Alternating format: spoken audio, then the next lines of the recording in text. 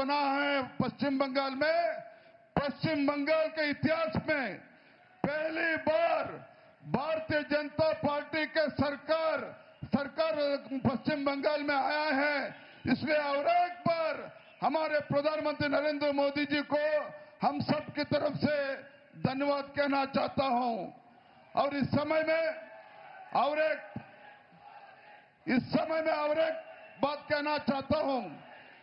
जिस तरीके से पश्चिम बंगाल में भारतीय जनता पार्टी का शानदार जीत हासिल हुआ है, आज खाली देश में नहीं पूरे देश में सभी विपक्ष को पता चल चुका है, नरेंद्र मोदी जी के डिक्शनरी में नामुमकिन का सवाल ही नहीं है, असंभव का सवाल ही नहीं है।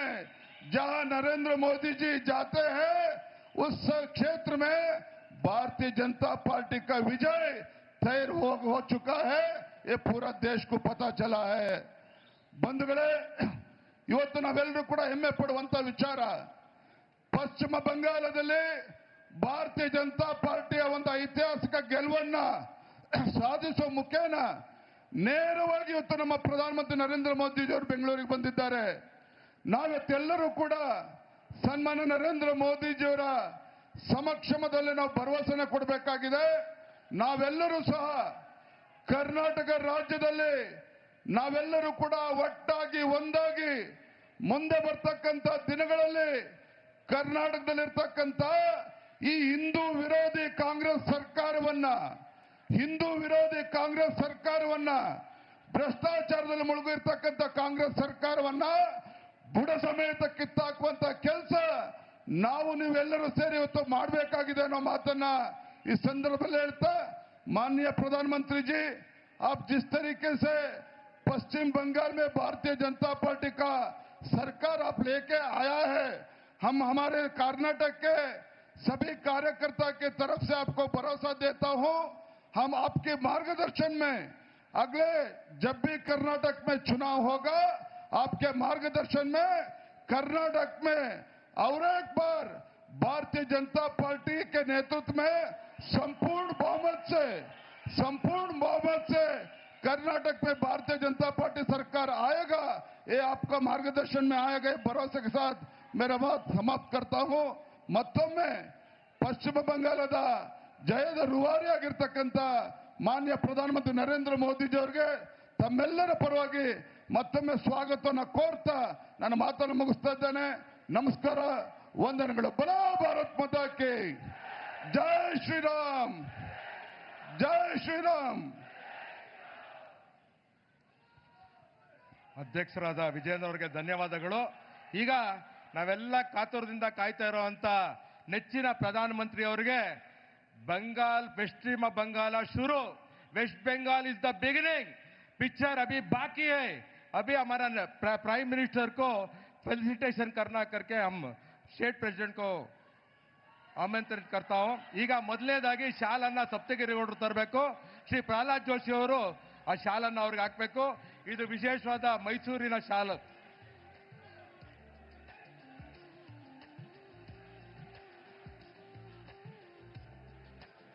ಅದಾದ ಮೇಲೆ ವಿಶೇಷವಾದ ಮೈಸೂರು ಟರ್ಬನ್ ಅನ್ನ ಮಹೇಂದ್ರ ಮೋದಿ ಅವರು ತರಬೇಕು।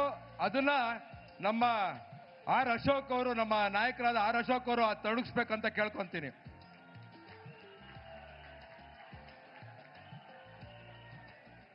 ಮೋದಿ ಅವರಿಗೆ ಇನ್ಯಾರೂ ಸಾಟಿ ಇಲ್ವಂತೆ, ಅದಕ್ಕೆ ನಮ್ಮ ಪ್ರಧಾನಮಂತ್ರಿ ಮೋದಿ ಅವರದೇ ಪುತ್ರಿಯನ್ನ ತಂದು ಕೊಡ್ತಾ ಇದ್ದೀವಿ। ಅದನ್ನ ತಾವು ಎಲ್ಲರೂ ಸೇರಿ 3 ಜನ ಸೇರಿ ಅಧ್ಯಕ್ಷರು ಪ್ರಹ್ಲಾದ್ ಜೋಶಿ ಅವರು ಮತ್ತೆ ಅಶೋಕ್ ಅವರು ಎಲ್ಲ ನಾಯಕರುಗಳು ಸೇರಿ ಅದನ್ನ ಕೊಡ್ಬೇಕಂತ ಕೇಳ್ಕೊಂತೀನಿ। ಜೋರಾದ ಚಪ್ಪಾಳೆ, ಮೋದಿ ಮೋದಿ।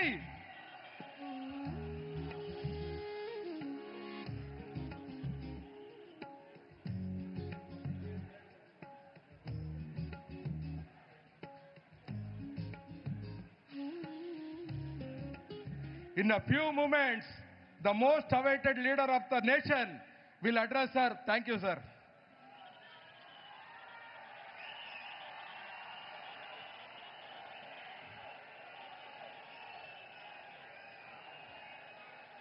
भारत माता की,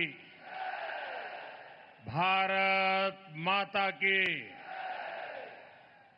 ನಿಮಗೆಲ್ಲ ನನ್ನ ನಮಸ್ಕಾರಗಳು।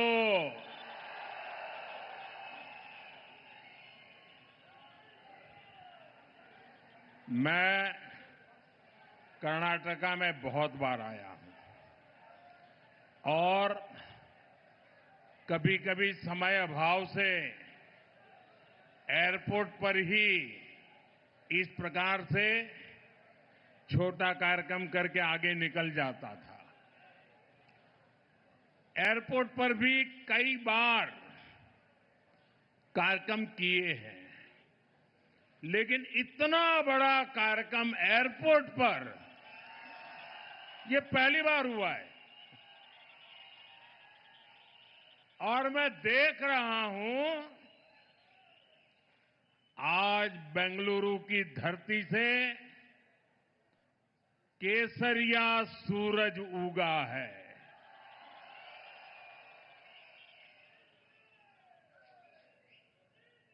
एक भाजपा कार्यकर्ता के तौर पर मैं जानता हूं कि भाजपा का कार्यकर्ता ही इतनी सुबह संगठित होकर किसी कार्यक्रम में पहुंच सकता है। आप यहां इतनी बड़ी संख्या में आए हैं, मैं आपका बहुत बहुत आभारी हूं। और मैं देख रहा हूं आप सबकी आंखों में नजर आ रहा है, जिसको भी सुनने का अवसर आता है तो ऐसा लग रहा है कि बंगाल की जीत भी आप ही की जीत है।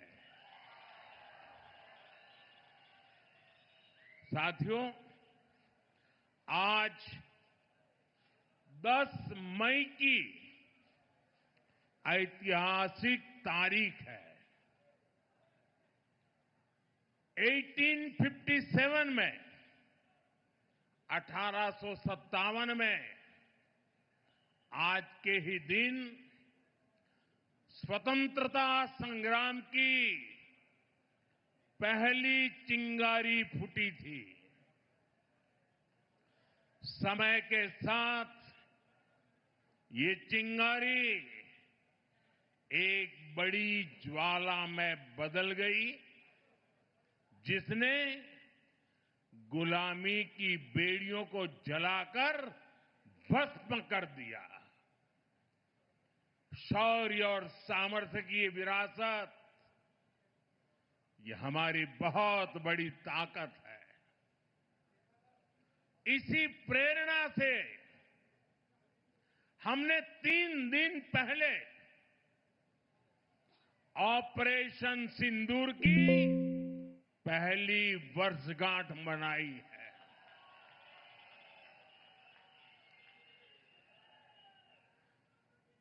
और कल सुबह 11 तारीख को मैं गुजरात के सोमनाथ में रहूंगा। वहां सोमनाथ मंदिर के पुनर्निर्माण के 75 वर्षों का उत्सव मनाया जाएगा। आत्मनिर्भर भारत के लिए, विकसित भारत के लिए ऐसे ऐतिहासिक अवसर हमें नई ऊर्जा से भरते हैं। मैं आज आपके बीच बेंगलुरु की इस धरती से माता अन्नम्मा, उन्हें श्रद्धापूर्वक नमन करता हूं। मैं नाड़ प्रभु केम्पे गौड़ा जी को भी प्रणाम करता हूं। साथियों, आज मैं ऐसे समय में बेंगलुरु आया हूं जब देश में चुनाव परिणामों पर चर्चा चल रही है। पुडुचेरी में लगातार दूसरी बार एनडीए की सरकार बनना, असम में लगातार तीसरी बार एनडीए की सरकार बनना, बंगाल में पहली बार बीजेपी को इतना बड़ा आशीर्वाद मिलना और अभी 2 सप्ताह पहले गुजरात के पंचायत और निकाय चुनावों में इतना भारी विजय हुआ कि गुजरात बीजेपी ने पुराने सारे रिकॉर्ड तोड़ दिए। साथियों, ये सब नया इतिहास रचने वाली घटनाएं हैं। साथियों, ये चुनाव परिणाम भारत की राजनीतिक दशा दिशा के लिए महत्वपूर्ण है। ये भारत के नौजवानों, महिलाओं, किसानों, गरीबों और मिडिल क्लास हर वर्ग का मूड दर्शाता है। इन परिणामों का एक बहुत बड़ा मैसेज ये भी है कि अस्थिरता में घिरी इस दुनिया में भारत की जनता स्थिरता का मंत्र दे रही है। भारत की जनता कह रही है कि हमें स्पीड चाहिए, हमें स्कैम नहीं, सॉल्यूशंस चाहिए। हमें राष्ट्र नीति वाली राजनीति चाहिए। साथियों, आज पूरा का पूरा देश भाजपा की राष्ट्र नीति के साथ कदम से कदम मिलाकर चल रहा है। और कर्नाटका तो हमेशा से ही बीजेपी के लिए ऊर्जा का केंद्र रहा है। जब बीजेपी उतनी बड़ी पार्टी नहीं थी, तब भी कर्नाटका ने बीजेपी को एक बड़ी शक्ति बनाया था। आज आंध्रा में एनडीए सरकार है। अगर लोकसभा सदस्यों के हिसाब से देखें तो कर्नाटका में बीजेपी नंबर 1 है। तेलंगाना में बीजेपी नंबर 2 है।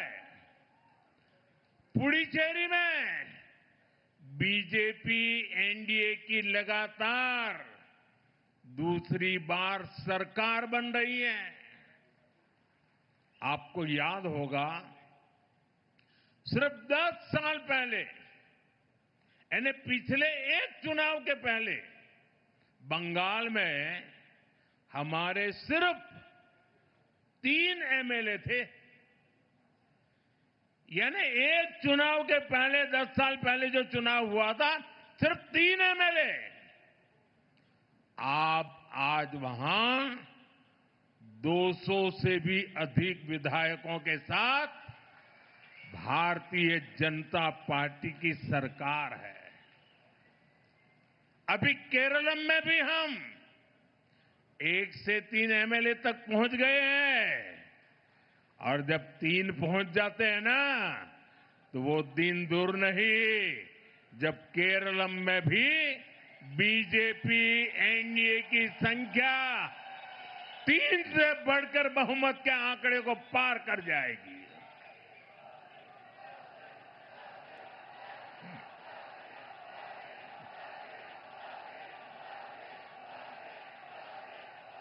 साथियों, हम 12 साल से केंद्र में हैं। देश के 21 से ज्यादा प्रदेशों में बीजेपी एनडीए की सरकारें हैं और हम राज्य के विकास से देश के विकास का मंत्र लेकर काम कर रहे हैं।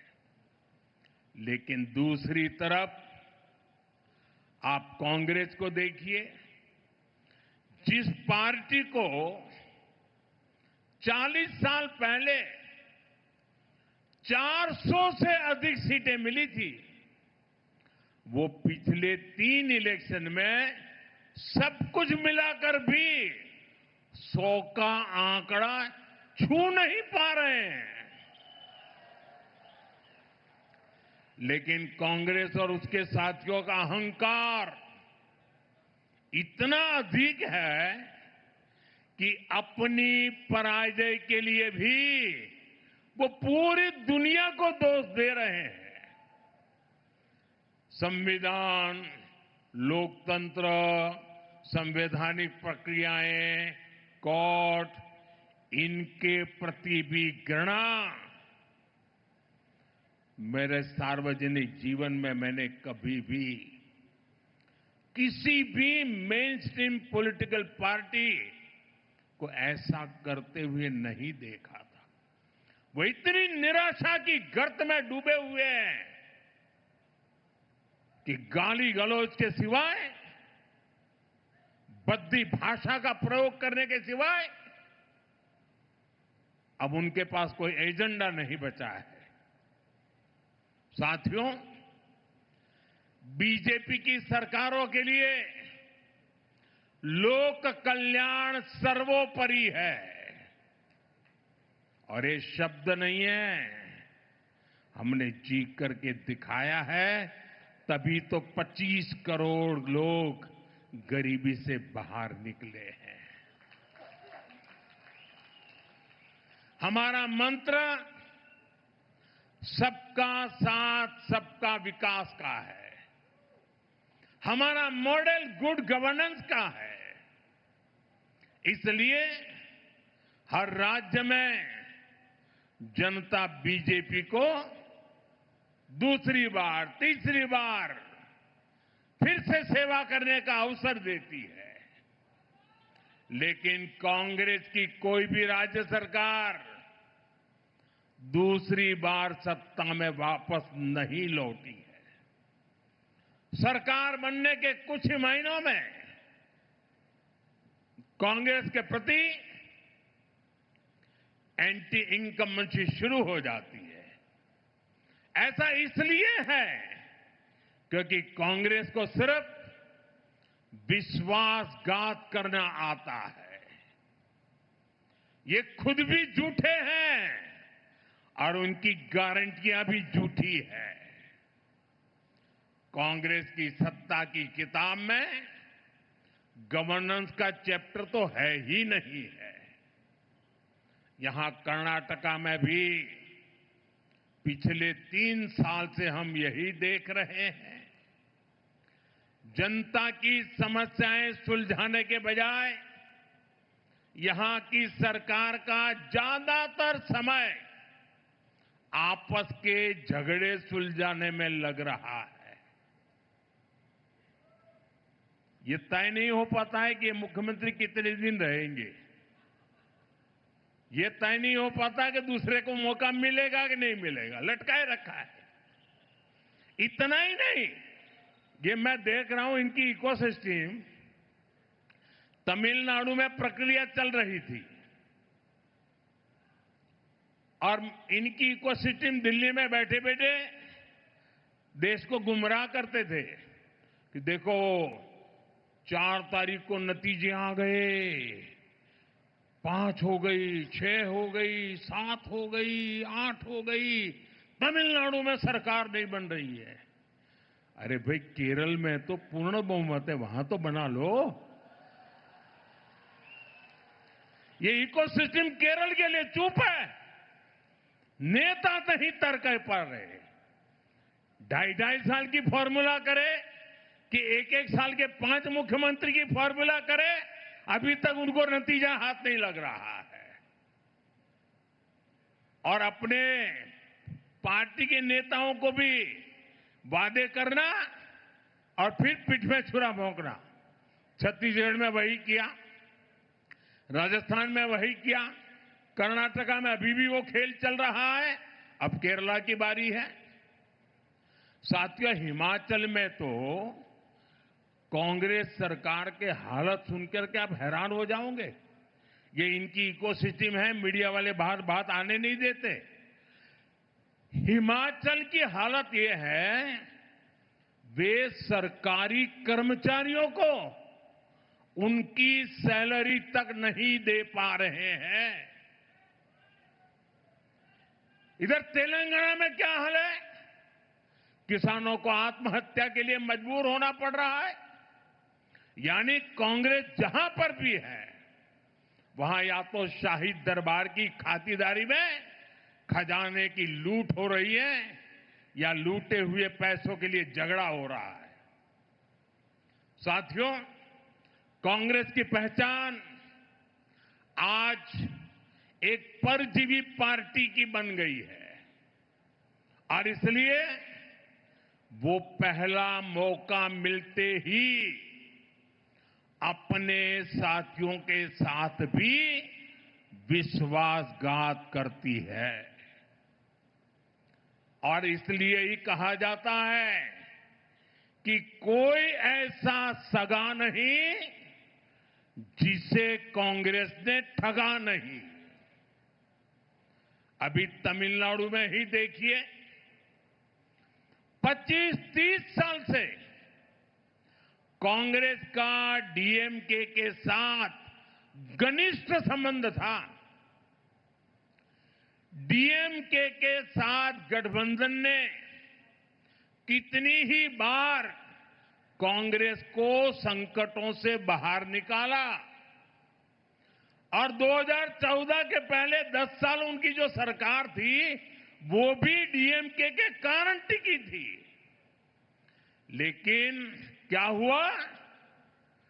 जिस डीएमके के साथ 25-30 साल का जीने मरने का नाता था, हर पल जो डीएमके कांग्रेस की भलाई के लिए काम करती थी, लेकिन जैसे ही सत्ता का खेल कहीं और मुड़ गया, तो सत्ता के लालच में सत्ता भूखी कांग्रेस ने पहला मौका मिलते ही डीएमके की पीठ में छुरा भोंक दिया।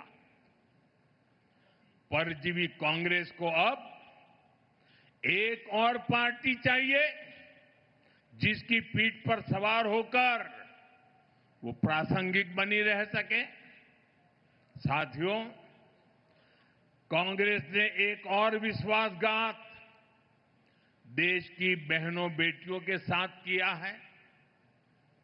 दशकों से कांग्रेस देश की महिलाओं की आंखों में धूल झोंकती रही है। कांग्रेस महिला आरक्षण का वादा करती थी और फिर अपने ही सहयोगी दलों से इसका विरोध करवाती थी। बड़ा खेल चला करता था। बीजेपी ने इस खेल को खत्म किया।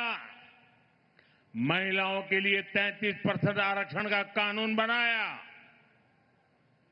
लेकिन साथियों, कांग्रेस देश की सबसे बड़ी नारी विरोधी पार्टी है। इसलिए कांग्रेस ने संसद में नारी शक्ति वंदन संशोधन को गिरा दिया। ये संशोधन अगर पास हो जाता तो लोकसभा में कर्नाटका की सीटें कहीं अधिक हो जाती, बढ़ जाती। कर्नाटका से बहुत बड़ी संख्या में बहनें बेटियां एमएलए बनती, एमपी बनती, देश का भाग्य निर्णय करने में भागीदार बनती।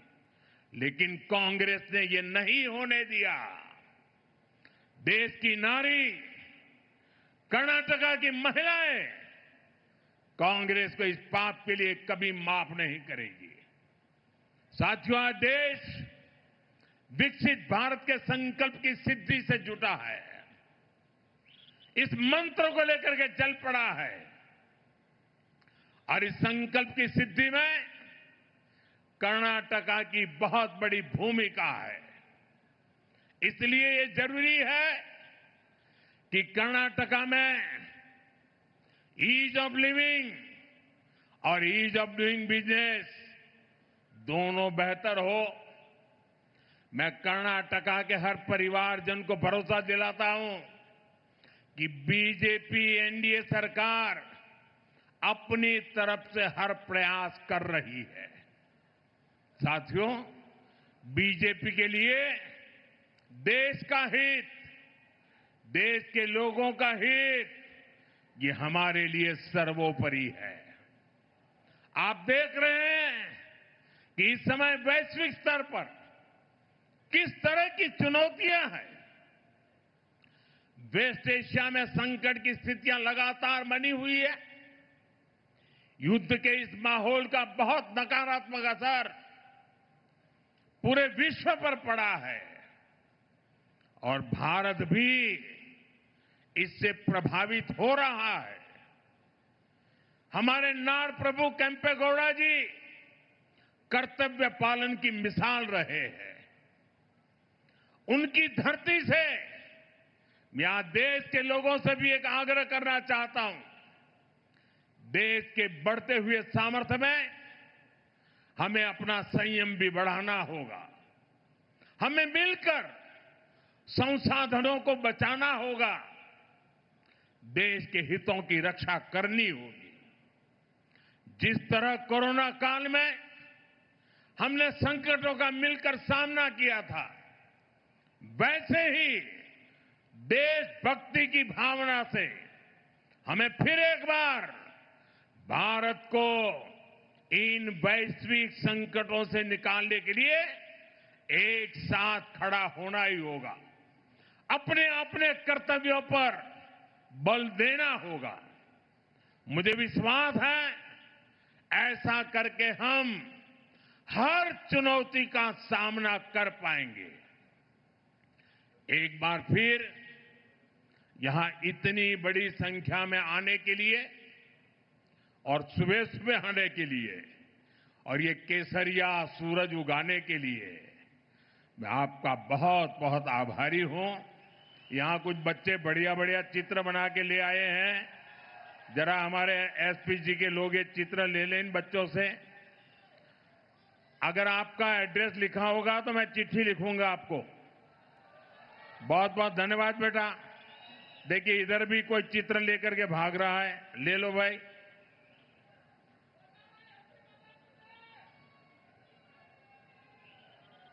भारत माता की, भारत माता की, भारत माता की। धन्यवाद।